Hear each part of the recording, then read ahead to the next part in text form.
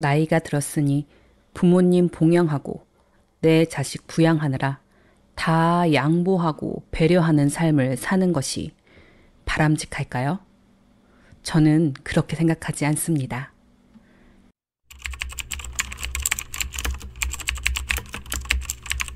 현재 50대, 60대 이상 중장년층들은 아이가 귀하지 않은 시절에 태어나서 부모로부터도 학교에서도 사회에서도 귀한 대접을 받지 못한 분들이 많습니다. 사람이 넘쳐나던 시대였으니까요.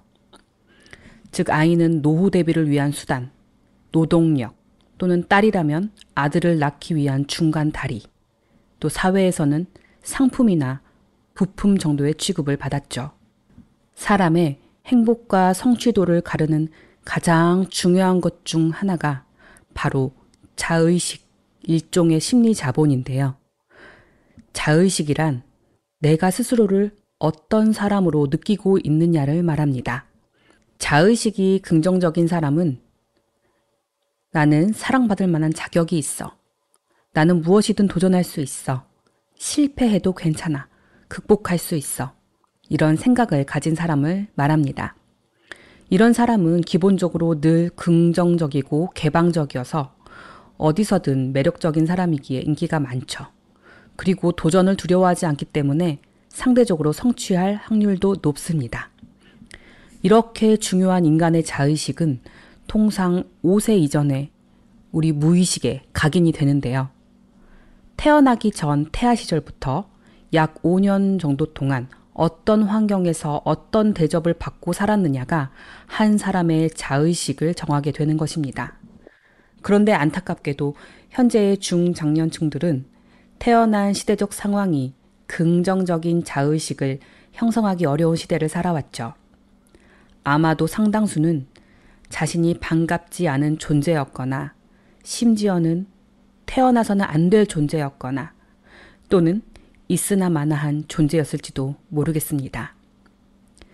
시대적 상황이 아이를 무시했다고 해서 실제로 한 사람 한 사람이 귀하지 않은 것은 아닌데 말입니다. 그래서 이런 부정적인 자의식을 다운로드 받은 우리 중장년층은 다른 세대와 달리 유달리 자신을 귀하게 대하지 못하고 있는 것 같습니다.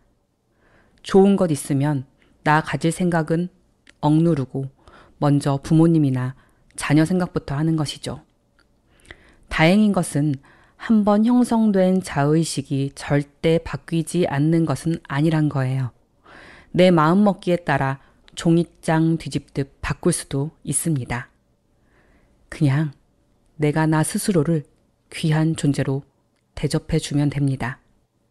부모님이나 자식, 배우자한테 하듯 나도 똑같이 귀하다는 것을 의식하는 것이죠. 힘든 시절을 살아온 만큼 유례 없는 호황을 누리는 이런 시대에 이제는 좀 행복을 누렸으면 하는 우리 중장년층들, 아직도 스스로를 하대하고 있는 분들이 많아서 참으로 안타까운데요. 위로는 부모님 세대를, 아래로는 자식 세대를 부양하며 끝까지 그 책임을 벗어나지 못하는 경우를 많이 봅니다.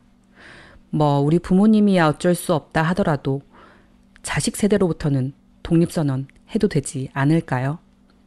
우리 부모 세대는 노인일 때만큼은 공경받았고 자식 세대는 아이가 귀한 세대라 또 귀한 대접을 받고 자랍니다.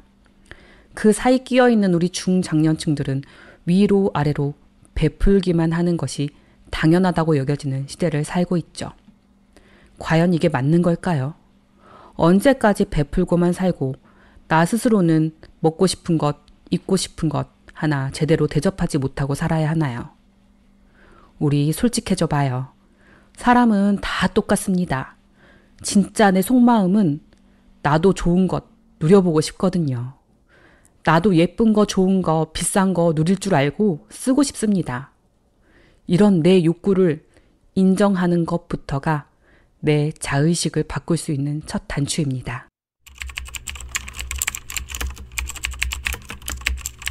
제가 알게 된 어떤 60대 여성분은 라인댄스 수업을 들으시는데요. 라인댄스 수업이 마루바닥으로 된 강당에서 하는 거라 일반 운동화는 미끄러워서 다칠 위험도 있고 불편하거든요.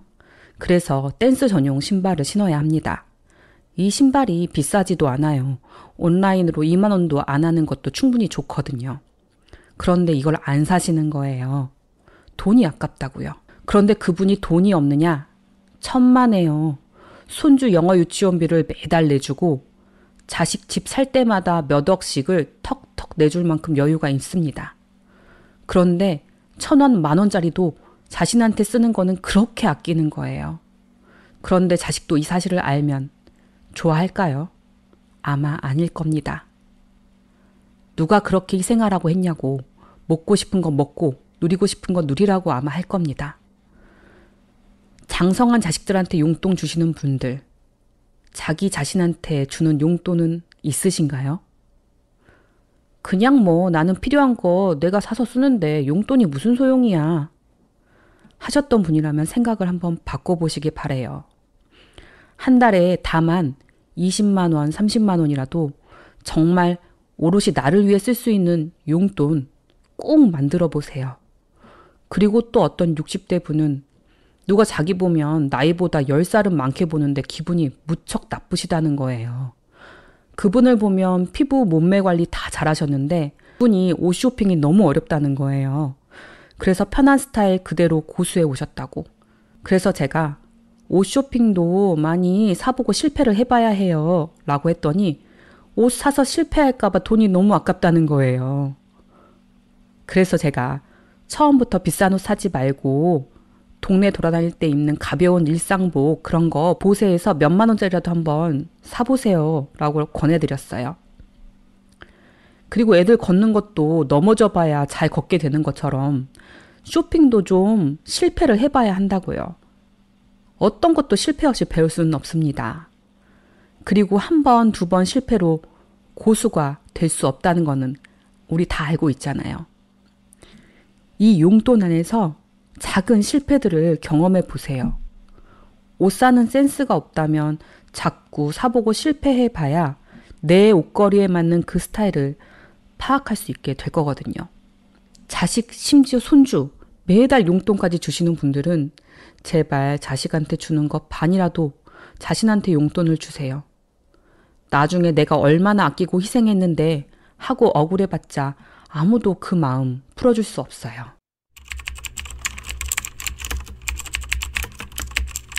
이미 살아오시면서 다 아시겠지만 억눌린 욕망과 이 불만은 내 몸에 다 쌓이게 됩니다. 실제로 의학적으로 스트레스가 수많은 질병의 원인임이 증명되기도 하였죠. 한국말로 화병이라는 용어가 의학용어로 등재되었으니까요. 우리 중장년층들은 말로 하지는 못했지만 다들 아마 화병 안고 사시는 분들 많을 겁니다. 이 화병 어떻게 극복할 수 있을까요? 내 내면의 욕구를 억누르지 말고 표출하는 것 말고는 아마 방법이 없을 겁니다. 예를 들어서 딸기 한 상자 샀으면 그 중에서 제일 예쁘고 좋은 거 내 입에 먼저 넣어보세요. 그거 예쁜 거 내가 하나 먹는다고 누구한테도 피해주는 거 없어요. 하지만 내가 나 스스로에게 가장 귀하고 예쁜 거 주었으니 내가 나 스스로에게 고마워할 수 있죠. 나 스스로를 귀하게 대하세요. 아주 작은 것들부터요. 요리하다 맛볼 때도 제일 크고 좋은 것부터 맛보세요. 그래도 됩니다. 그게 뭐라고요. 그렇게 작은 것부터 내 욕망을 표출하세요. 내 거 속옷 양말 꼬질꼬질한 거 오랫동안 입으면서 다른 식구 것만 새 거 사주지 마세요. 내 거 먼저 바꾸시고요. 그리고 다른 사람 눈에 보이는 것, 티나는 것만 좋은 거 사려고 하지 말고요. 아무도 모르는 거, 나만 아는 거, 좋은 거 사서 써보세요. 제가 저에게 주는 작은 선물들은 이런 게 있는데요. 2만 원대 예쁜 머그컵, 20만 원 정도 주고 산 새하얀 이불과 베개, 때마다 바꿔주는 속옷과 양말, 또 내가 좋아하는 10만 원대 향수와 만 원대 디퓨저 등이요. 이런 것들 바깥에서는 아무도 모르지만 제가 나 스스로에게 대접해 주는 건데요. 저는 예전에 그 시발비용이라고 하죠. 속된 말로. 일에 스트레스 받으면 비싼 거, 예를 들면 뭐 100만 원짜리 옷이라든가 300만 원짜리 명품 가방, 이런 거 사야 된다고 생각했거든요. 그런데 이런 나만 아는 작은 것들이 오히려 저 자신을 귀한 사람으로 느끼게 해주게 된다는 걸 알게 되었어요. 내 속옷이 꼬질꼬질한데, 내 입에 들어간 음식이 맨날 안 좋은 내 친구가 캐캐 묵은 냄새가 나는데, 집안은 온통 엉망진창인데 아무리 화장하고 멋진 옷으로 휘감아도 그 공허한 느낌이 없어지지 않더라고요. 마치 다른 사람들에게 나를 포장하고 사기치는 듯한 그런 느낌까지 들기도 했어요. 그런데 오히려 제가 내면에 집중하면서 남들 눈에 어떻게 보이느냐 보다 나 자신에게 집중하다 보니 아무도 모르지만 내가 나만 아는 작은 것들, 그런 것들을 좋은 걸로, 깨끗한 걸로 대접해야겠다 결심하고 그렇게 하니 비싼 옷이나 가방 그런 거 안 들어도 오히려 주눅들지 않고 당당한 느낌이 있더라고요. 겉모습이 아니라 내면에서 올라오는 진짜 충만한 그런 자신감이요. 다른 사람 눈 의식하지 말고 내가 나 스스로를 어떻게 대하고 있는지 그것에 한번 집중해 보세요. 그리고 나 스스로를 귀하게 대할 때 상처받고 버림받았던 내 자의식은 다시금 고귀한 자의식으로 거듭나게 될 겁니다.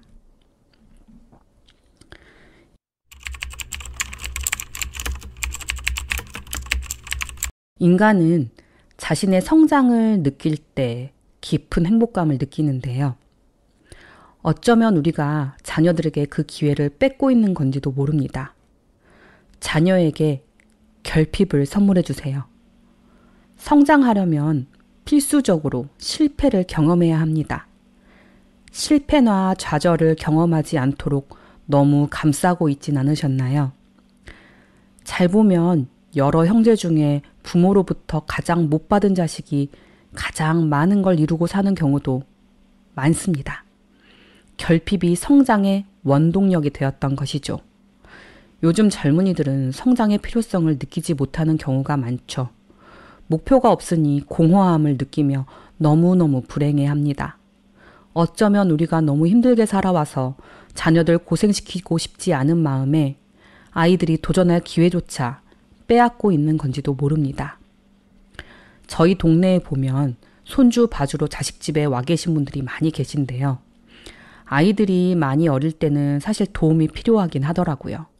그런데 제가 놀란 것은 애들이 중학생, 고등학생인데도 자신의 집에 돌아가지를 못하고 자녀 집 일을 도와주는 분들도 많다는 거였어요. 자식은 사실 부모가 키워야 하는데 어려서부터 남의 손에 맡기어 키워왔으니 사춘기가 온 자식들이 부모 말은 일절 안 듣는 겁니다. 이런 상황이 되니 할머니, 할아버지 도움이 필요하게 된 거죠. 애초에 할머니, 할아버지는 손주에게 사랑만 주는 게 맞습니다. 그리고 교육은 부모가 시켜야 하는 것이죠. 그런데 이 부모들이 자식 교육해본 경험이 없고 자식들이랑 어려서부터 소통도 안 해왔으니 사춘기가 온 자식들이 말이나 듣겠습니까? 참 안타깝죠. 자식 일이니 할머니, 할아버지도 마지못해 또 도움 주러 자식 집에 옵니다. 그 할머니, 할아버지들 속 얘기 들어보면 진짜 원해서 여기 오시는 게 아니더라고요. 이제는 진짜 독립하고 싶으시답니다. 다리 멀쩡할 날도 얼마 안 남은 것 같아 놀러도 다니고 싶고 만나고 싶은 친구도 만나고 싶고 뭣도 배워보고 싶고 한데 자식 집에 와 있으면 그런 여유가 안 생기더라는 것이죠. 집안 구석구석 청소도 해줘야 되고 먹는 것도 건강하게 먹게끔 챙겨줘야 하고 말이죠.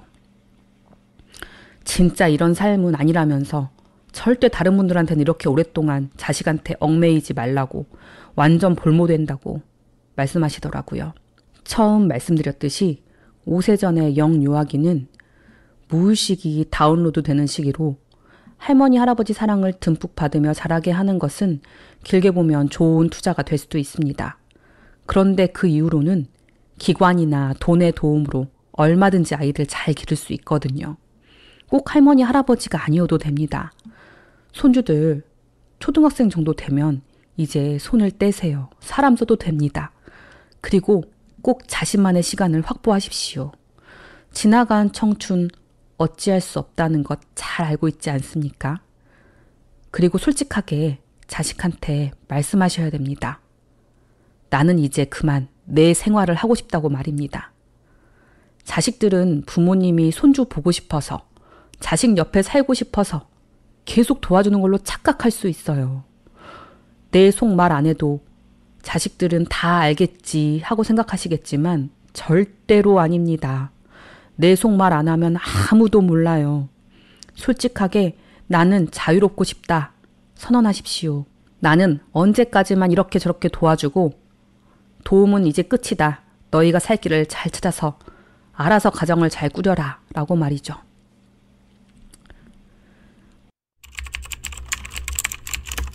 오늘은 나이 들수록 절대 뺏기면 안 되는 것 말씀드려 보았는데요. 나를 위한 용돈, 시간, 그리고 예쁘고 좋은 것들 절대 다른 사람 먼저 챙기지 마시고요. 나부터 챙기시기 바래요. 사실 부모는 또 자식은 사람은 이 자체로서 다른 사람에게 환경이 되어줍니다. 행복한 부모, 행복한 자식으로 말이죠. 내가 나 스스로를 귀히 대하고 행복하게 지낸다면 결과적으로 내 자식, 내 부모님도 행복해질 확률이 높습니다. 이것은 과학입니다. 행복도 불행도 전염이 되는 것이거든요. 무언가를 다 이루고 행복을 얻으려 하지 마시고 지금 당장 행복해질 수 있는 작은 선물들을 자신에게 주세요. 행복은 크기가 아니라 횟수라는 것 이미 알고 계시죠? 큰 행복 한 번보다 작은 행복 10번이 훨씬 더 행복한 사람으로 우리를 만들어줍니다. 내가 먼저 행복한 사람이 되어 내 주변 사람에게 행복한 환경의 역할을 하면 좋겠습니다. 감사합니다.